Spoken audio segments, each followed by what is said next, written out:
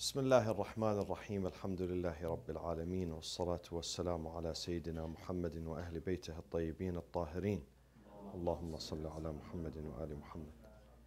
So the second school of tafsir is the school of ijtihad.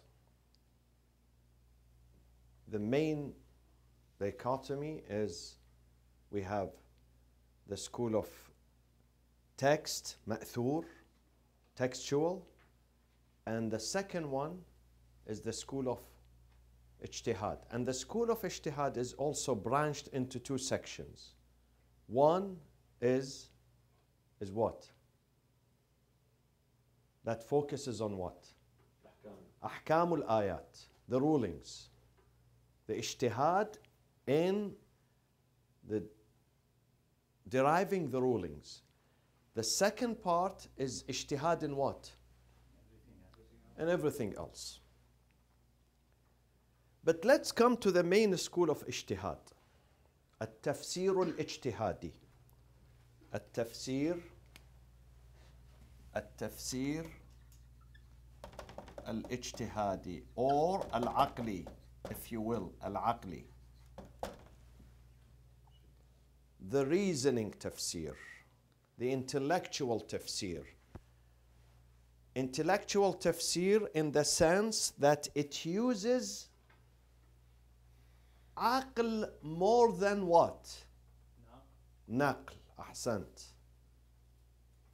Not that it eliminates naql. They cannot eliminate naql completely. But the focus is on analysis, on ijtihad, on reflection on the Quran. And it has two main challenges. As the first tradition, which is ma'thur, the tafsir with the ma'thur, the textual tafsir had a challenge. Saeed, what was the challenge of the textual tafsir, ma'thur? That depends on the texts. Oh, that could be plagued with the Israelites' influence. Exactly. Yeah, Fabrications. Yeah. This one has also challenges. What is the first challenge? Which is written on the board. Being opinionated. Intellectual despotism. Not political despotism. Not istibdad siyasi. Istibdad fikri. Intellectual despotism. The Mufassir says, I don't care what the Quran says, what the Prophet or the Salaf who came later. I don't care. This is my understanding of this verse. Without referencing others, without going back to other sources. This means despotism. That you love your opinion, you think that you are the only one correct, and you don't solicit help from here or there. And this is what the Prophet says, من فسر القرآن برأيه هلك. من فسر, whoever فسر, من فسر, the hadith of the Prophet, من فسر القرآن, whoever explains or analyzes the Quran برأيه, his personal opinion. برأيه means personal opinion. هلك, perishes. Perishes.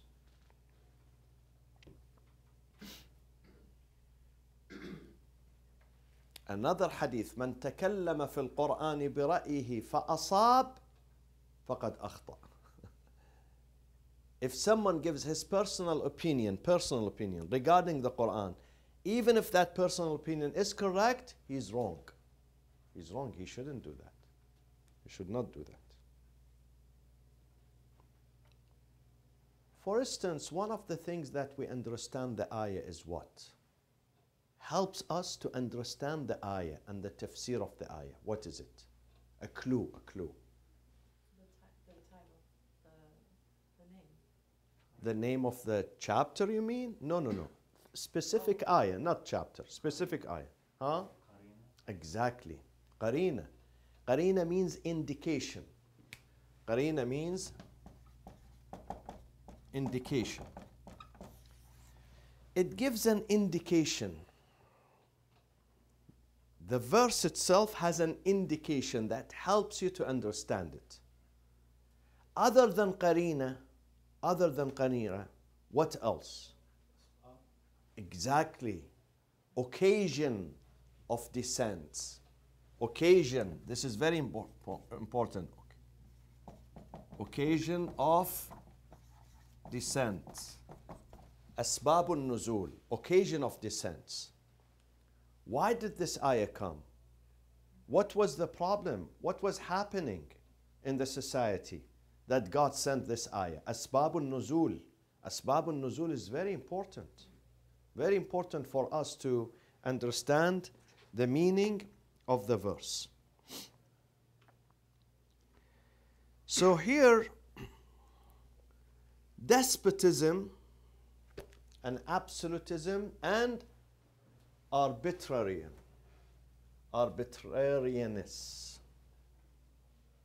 His opinion is arbitrary, doesn't have foundation. This is called personal opinion. This is not ijtihad anymore. This is the wrong type of ijtihad, the dangerous ijtihad. This is not the accepted ijtihad. This is baseless ijtihad. Baseless ijtihad. It's like someone who gives a theory in engineering or medicine, but it is baseless. Doesn't have any roots in any book. Or a theory in economics that does not have any roots at all. This is baseless. So that is one of the dangers that many of the mufassirin, they fall in. Despotism in their opinion. And this is very dangerous. And the hadith says, ما آمن بي قال رسول الله صلى الله عليه وسلم قال الله عز وجل حديث القدسي ما آمن بي, he or she would never believe in me من فسر برأيه كلامي, whoever give his personal opinion regarding my kalam, my book. He did not believe in me. So that is the first danger. Using personal opinion without background, without a base, without a reference. It's like I give a theory here and Omid asks me, Sayyid, in what book is this theory? I tell him, no book. No book what? I have to give him the evidence. We need evidence. This is number one. What is the number two danger here or risk of using or of interpreting the Quran with ijtihad? There is another danger. Impose his own opinion. Impose his opinion. Impose his opinion is here, this one. The despotism in his insisting that on an opinion which is baseless. That is number one. What is number two? Number two is different than number one. It helps him to apply the verse to his idea. Yes. Because some people, they already have an idea. They use the Quran to support their ideas.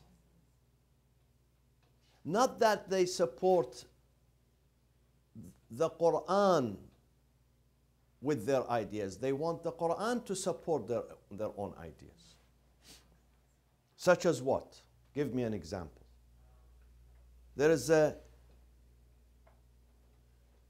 idea in his mind, and then he brings an ayah in the Quran and he misinterprets this ayah just to support his political theory. To follow the Khalifa. Huh? To follow like the Khalifa, basically. One of them today, which is used today on a very wide basis, ayah chapter 4, verse 59. Let me write it down. Chapter 4.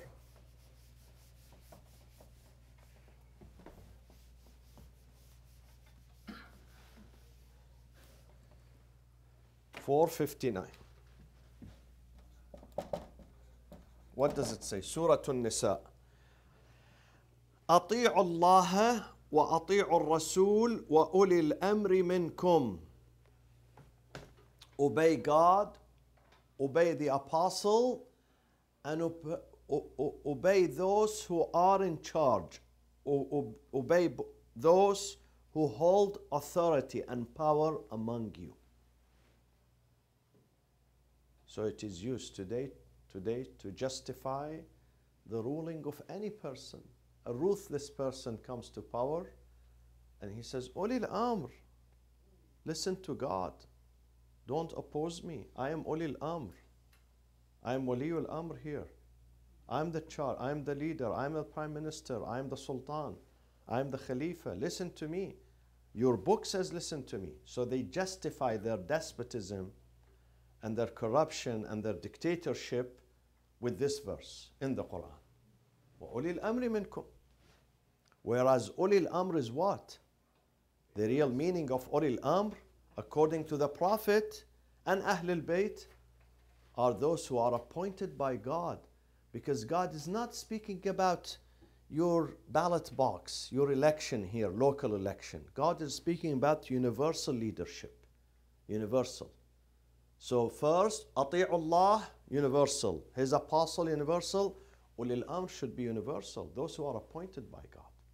Imams, the Imams of Ahlul Bayt. It's not the one that you voted for. The one you voted for, this is your business. You may listen to him, you may not listen. If you don't listen to him, it's not a sin. Maybe they send you to prison, maybe they persecute you, maybe they hung you. But it's not a sin. You say, I disagree with this sultan. I disagree with his economic policies. This is not a sin. This is a freedom of choice. God would not punish you. But when you oppose the imam that had been appointed by God, this is a sin. This is a sin. So this is number one. This is an example. Now the government, if you go to any scholar in Saudi Arabia, the Wahhabi tradition, and some other countries, not just Saudi, he says, Ulil Amr, King Salman. And this is the evidence. God says, listen to him. Ulil Amr. What is the second example? Applying the sciences. Huh? Applying the sciences or whatever discovery we have. If he asserts that this is the fact in the Quran, and he doesn't have a solid, like for instance, the Big Bang Theory. ثم استوى سورة الدخان. Someone was using the Quran to support the Big Bang Theory. ثم استوى إلى السماء وهي دخان فقال لها وللأرض ائتيا طوعا أو كرها قالتا أتينا طائعين. Dukhan, smoke. So he says, God said in the beginning, the universe was a cloud, was a smoke. And then God created through Big Bang, though it doesn't say Big Bang, but it was a smoke, and then it was, formed as and shaped as a universe, galaxies and planets and this and that. It could be true, but if he says, no, this is, exactly this is the Big Bang Theory, then this is dangerous too. He should say it could be. It could be. When you say it could be, you are safe. But when you insist, no, that ayah speaking about or someone was speaking about Darwinism. He said Darwin is right because we have it in Surah Al-Mu'minun. God says, وَلَقَدْ خَلَقْنَا الْإِنسَانَ مِنْ سُلَالَةٍ مِنْ طِينٍ ثُمَّ جعلناه نطفة في قرار مكين ثم خلقنا النطفة علقة فخلقنا العلقة مضغة فخلقنا المضغة عظاما فكسونا العظام لحما ثم after that, after we finished his physical structure, أنشأناه خلقا آخر. We made him into a new creation. And Darwin is saying that we are apes. Originally, we came from apes. So Darwin is not wrong. Yes, physically, we were apes. But spiritually, God says, ثُمَّ أَنشَأْنَاهُ خَلْقًا آخَرَ. Then we've been distinguished. So there is nothing wrong if Darwin says, he says, that guy, not me, this is not me. He says, if Darwin says, we were apes, our origin were from apes, then it's okay. Because God says you were apes, you were evolved and developed from apes, but ثُمَّ أَنشَأْنَاهُ خَلْقًا آخَرَ. We gave you new spirit, so you became humans. فَتَبَارَكَ اللَّهُ أَحْسَنُ الْخَالِقِينَ. They use this. Or someone wrote a book about numbers in the Quran. Amazing book. He's Lebanese, by the way. And he says, look how these numbers, they match. He created a theory, mathematical theory in the Quran. Or someone says in Surah Nuh, chapter 71, God says to Nuh, what did he say to him?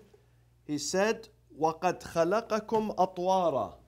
وَقَدْ, and verily God, خَلَقَكُمْ, created you, أَطْوَارًا. أَطْوَارًا. And God verily created you, أَطْوَارًا. What does أطوار mean? Different forms. See? Many people, 99% of the people think different forms. Atwara. You are different, diversified, black, white, Latinos, Japanese, Americans, black, Indians. But in fact, Atwara, if you go to the tafsir, stages. God created you in stages. Atwara, tawr, marahil, stages. But some people use this because he believes in diversity like me, the diversity of mankind, so he uses this verse as a support. So I have an idea, pre-perceived idea in my mind, and I use the Quran to support it without looking at the exact meaning. Atwara does not mean diversified in colors. No, no, no. There is another verse, definitely. Quran speaks about diversity.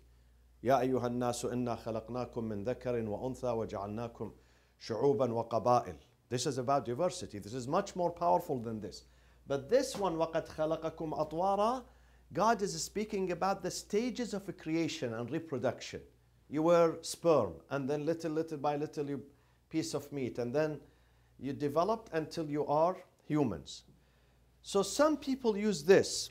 Or, as we said, mujassama or mujassima. Who are mujassima, my friends? Huh? People that think that God has shape. Exactly. People who think that God has a shape, physical shape. وجوه يومئذ ناظرة إلى ربها ناظرة. They say, look at the Quran, read your book. Ash'arites say this forcefully. Read the book. Book says, إلى ربها ناظرة. إلى ربها. To its Lord, people are looking into ناظرة, looking, ناظرة, from نظر. إلى ربها ناظرة. So why do you say God doesn't have? And in order for you to see something, that thing has to have what? Huh? Hamid? Physical entity, shape. If something, can we see the ghost here? Ghosts are everywhere, but we can't see them because they don't have a shape. Once they develop a shape, we can see them. So God develops a shape so we can see him, nadira. But what does nadira mean here? Waiting. Nadira from intidar. Waiting for its Lord's mercy.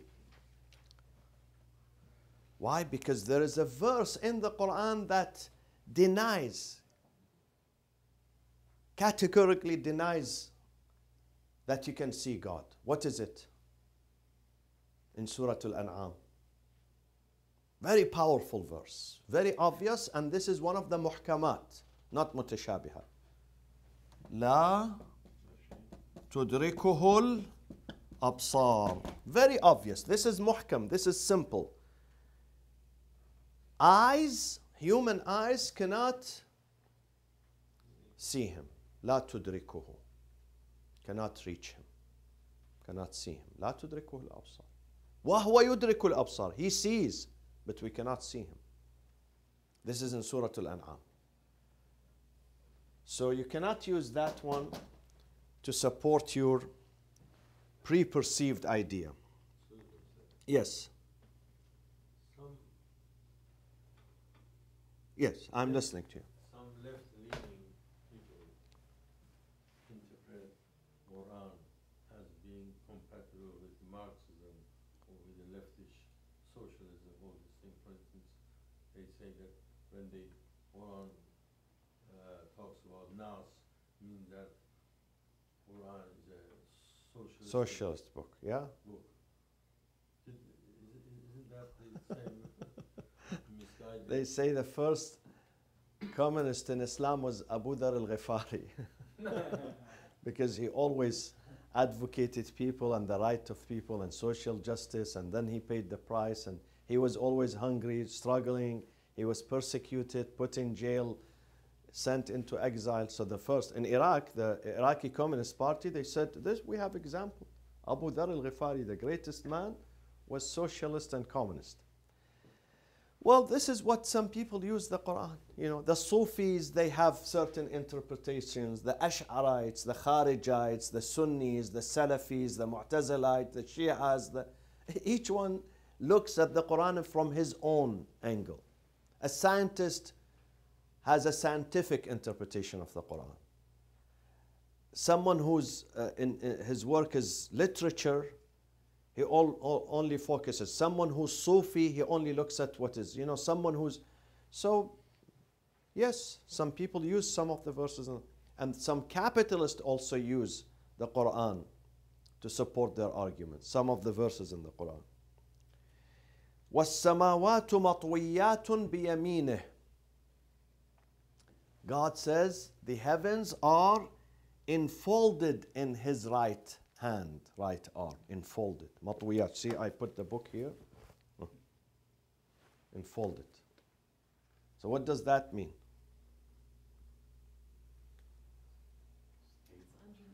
Mujassima said, look, how many verses we have in the Quran that God has an arm. Biyameen, yameen is arm. Yameen. But what is the... Under his control. Under his control. I have the control. I am holding the control of Irvine in my hand. Doesn't mean that I can enfold it in my hand. No, this is a metaphor. This is a metaphor that I have control of the city. Okay? Or they say sometimes it has an upper hand. Do you hear this in the news? These troops, this king, this whatever, the police had an upper hand. Upper hand means the control. So these are some of the examples. Now, let's go to Ayat al-Ahkam, spend some few minutes, and then we go on. We have in the Quran Ayat al-Ahkam,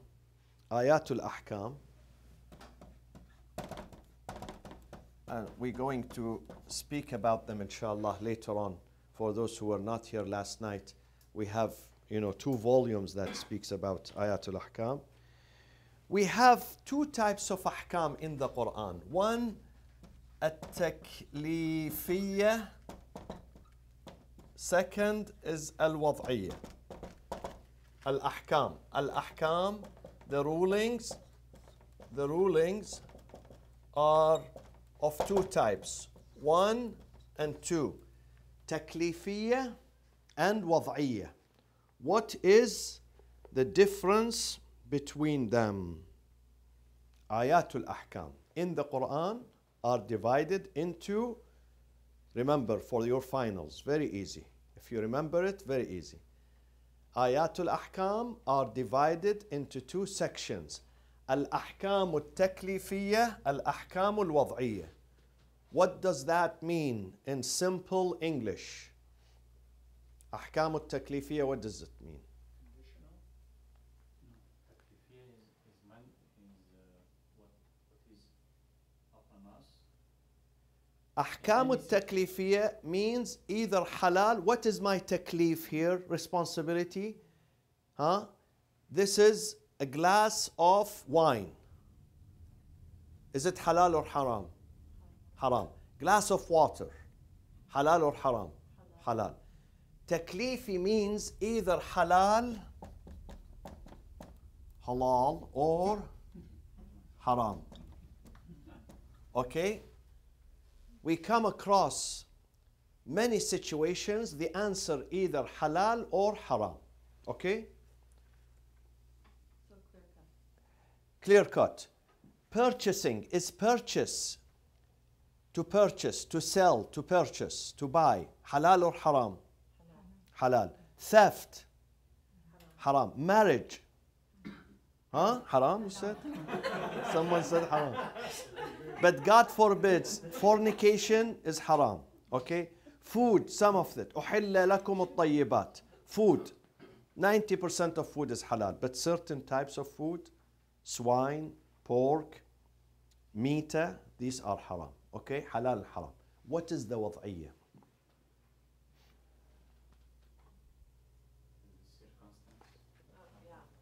Huh? وضعية has to do with certain circumstances. Such as what? Such as marriage. Marriage. Such as what else other than marriage? Ownership. Owner. Okay? What about marriage? If you are not married, does these rules apply to you? Huh? Nafaqa, does it apply to you? Alhamdulillah, you are free. Enjoy your time. If you are not married, if someone, a man is not married, is it wajib upon him, mandatory to pay for his family? No, he doesn't have a family. He doesn't have a family. They don't call him a breadwinner anymore because he's single. He's living by himself. So many things do not apply to him. Many things do not. It is conditioned on him being married. If he gets married, then he has many things, many responsibilities. Okay? If she's a mother, if she becomes a wife, if she's single, not wife, she doesn't have responsibility. But once she becomes a wife, she becomes responsible, wajib upon her. Such as what? On a wife. What are things that becomes wajib? As soon as, once she gets married, they tie the knot, immediately certain things become, huh? When they get married, they become Halal to each other? Yes. No. Other than being halal, there is an extra, additional responsibility. Ahkam wad'iyya. Cooking. I wish. Means he's hungry. You have to invite us, Dr. Ali. Don't forget, huh? You have to invite us. The kebab was delicious. One of it, two things are mandatory upon the wife. One, حق الطاعة. She has to obedience.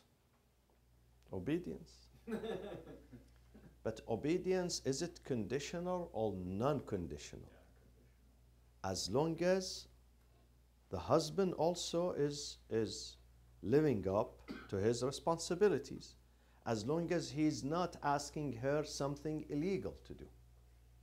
He's asking her something which is acceptable in the society.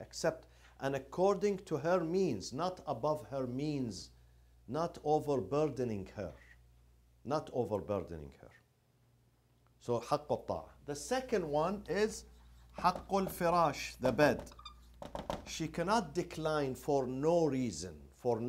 Sometimes there is sickness, sometimes she has her period, sometimes she's not feeling well, her father is in the hospital, whatever. But normal circumstances are these. These are the main. Most of our fuqaha, they say only these things. No more. So no cooking, as Dr. Ali said. No cleaning, no, These main two things. I've mentioned them in my book. If you go to our website, iecoc.org, we have Women in Islam. I mentioned the responsibilities of the wife and the responsibilities of the husband. What are the responsibilities of the husband once he gets married? Ahkam wad'iyya becomes what? Number one is sustenance. Sustenance. So financial responsibility. Okay? Financial responsibility includes food, drink, lodging, shelter, car, transportation, healthcare, education, insurance, whatever sustains the family. Whatever sustains the family. What is number two? He cannot abandon his wife. Some people say no more than 4 months. Some people say no, 4 months was in the old days. Whatever needs she has. If it is difficult for, if it becomes difficult for 15 days, then he shouldn't. He shouldn't abandon his wife physically, the intimacy. What is number three? Out of every 4 nights, 1 night is mandatory upon him to be in bed with her. Just to sleep together, not to have any relationship. If let's say he sleeps in a different room. Many husbands and wives, they sleep in their own rooms. But out of each 4 nights, it's mandatory upon him to be with her in the bed. Unless she kicks him out. She tells him, no, Habibi, go to the garage, leave me alone. So she's forfeiting her right. Otherwise, 1 night out of 4, mandatory to be in bed with her. And what is number 4? Cleaning up. Number 4, وَأَنْ لَا يُقَبِّحَ لَهَا وَجْهًا. Should not treat his family with anger and with bad mood, and basically his manners and his akhlaq has to be human being akhlaq. He cannot torture his family emotionally. These are the rights of wife upon the husband. These are the right of the husband upon the wife, and these are the 4 things are the rights of the wife upon the husband. So this is the difference between taklifi and wad'i. Taklifi is halal and haram. Wad'i, when you enter certain states, you have certain obligations. One of them is marriage, the other is what? Another example, ownership. When you have ownership, you own a house, you own a property. Then the first obligation you have is to what? To pay taxes. Even if you purchase the house for cash, you have to pay taxes to the government. Because once you own a property, you have to pay for the policing, for the hospital, ambulance, I don't know, education, school, whatever, sewage system, this and that. So this is, and then after if you have ijara, if you rent also, you're going to have obligations. If you are the landlord, you have certain obligations. If you are the tenant, you have. So these are ahkam wad'iyya. The divorce is the same. Divorce. What are the obligations of divorce? You spent on your wife during the iddah, the waiting period, which is 3 months. You don't kick her out of the house. لا تخرجوهن من بيوتهن. They stay in the same house and you spend on her. Until the iddah is over, then you don't. But then if you have children, then you have custody, then you have to pay. You have to pay for your kids and for the mother who is maintaining your kids. Not just the kids. The mother who's maintaining them. That's Islamic law? Yes, Islamic law, of course. And you have to pay her if you divorce her while she has a baby and the baby is nursing, then you have to pay her for nursing your baby. Isn't it true, say the husband is supposed to pay his wife for nursing anyways?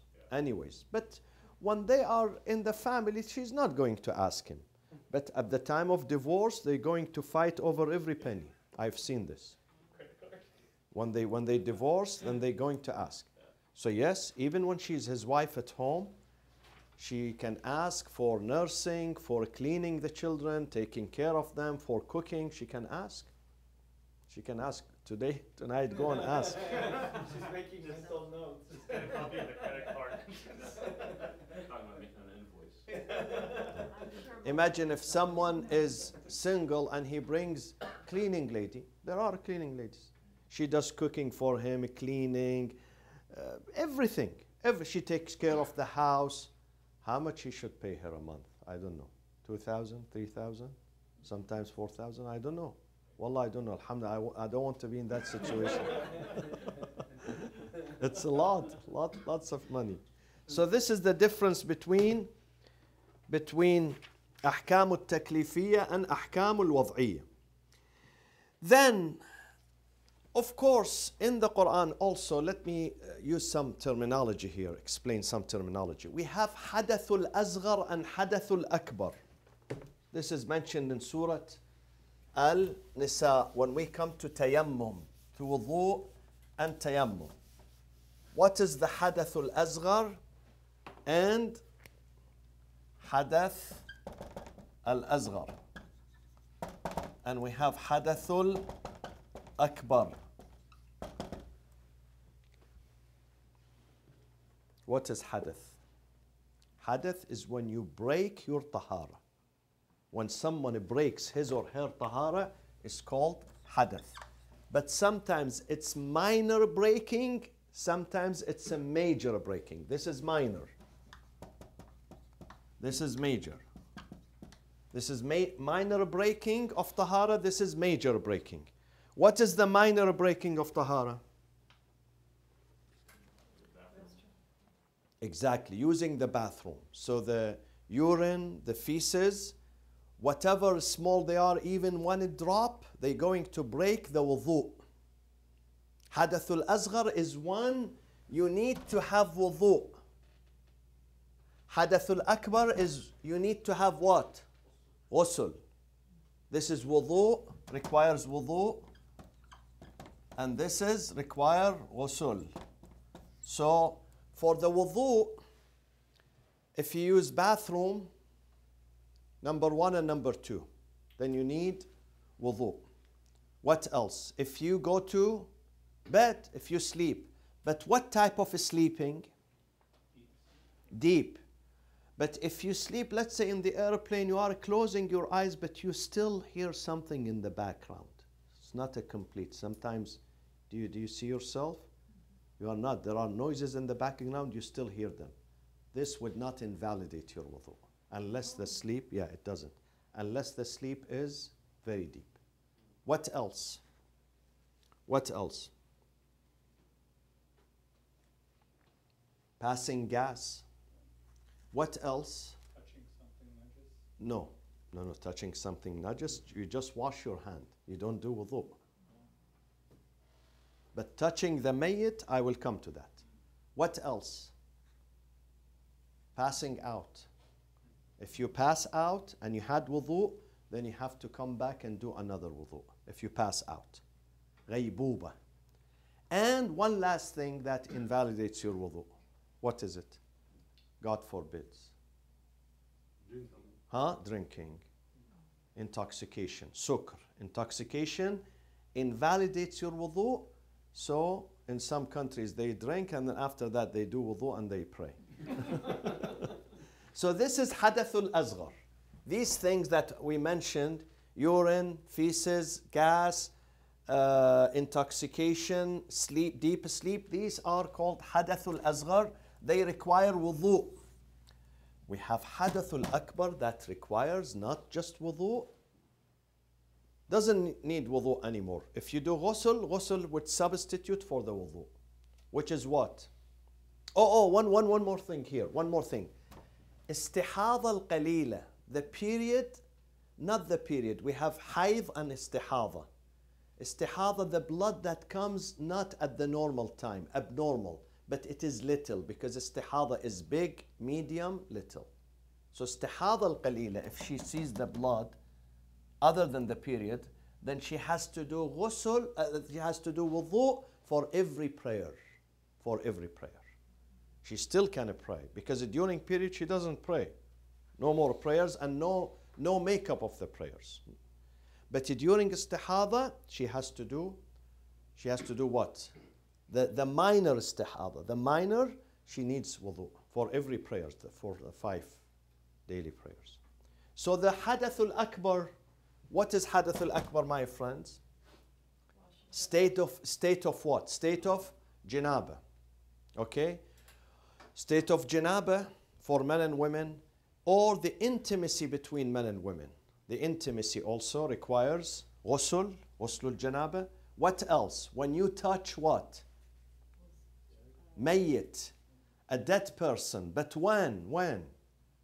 You touch him after they get cold. The body gets cold. But if the body is still warm and you touch him, there is no ghusl. But maybe after an hour, maybe 2 hours, I don't know really, depends on the weather. If the body gets cold because no blood circulation, then yes. But immediately after death, if you touch him, his cheek, his head, doesn't require. And if you touch him before ghuslul mayyit, but if they do his ghusl is over. If you touch him after that, you don't need to have shower. Can you repeat that one more time? After? When you touch a dead person, if the body is cold now, let's say 2 hours after death or 1 hour, I don't know, you are a doctor, you know better than me, then it is required to wash, to take ghusl. And if you touch him before they wash the body, if they wash the body, after that there is no more ghusl. He's tahir. Okay? What else?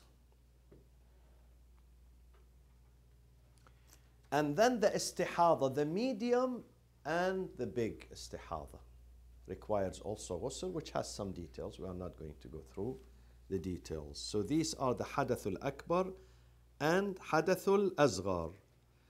Now, again, we have khabath and hadath. Listen to this. We have khabath,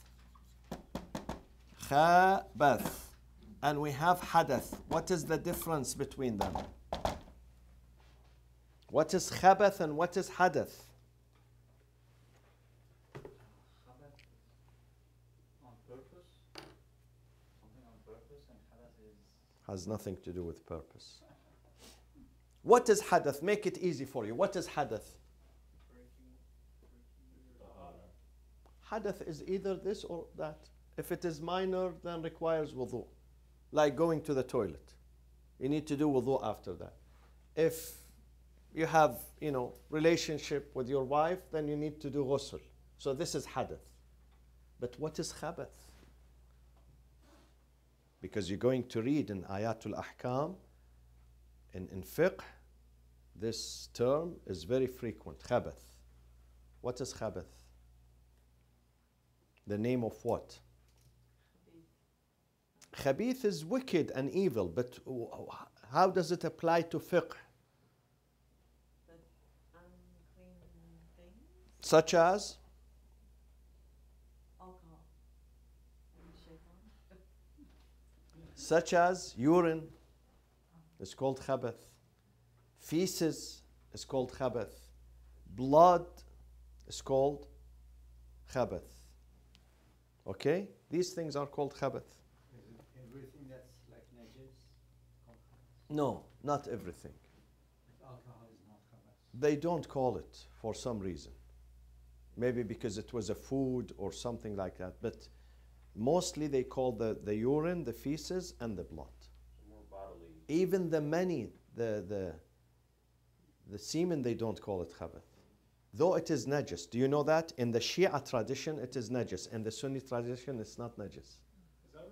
Yes. In the Shia tradition, when it leaves the body, discharged, inside the body is clean. Outside the body is not clean. In the Sunni tradition, it's not clean. It's a clean, sorry. Clean. Both Both clean. Yes, both clean. Yes. Yeah. Yeah, they considered, because they say we are created from this. But God also wants to say you are created from something dirty. And this is what He says in the Quran about the many. Dirty, something dirty. Look at your history. You could look at your beginning, how you started. So don't be arrogant. وصلى الله وسلم على سيدنا محمد وأهل بيته الطيبين الطاهرين. Alhamdulillah, we finished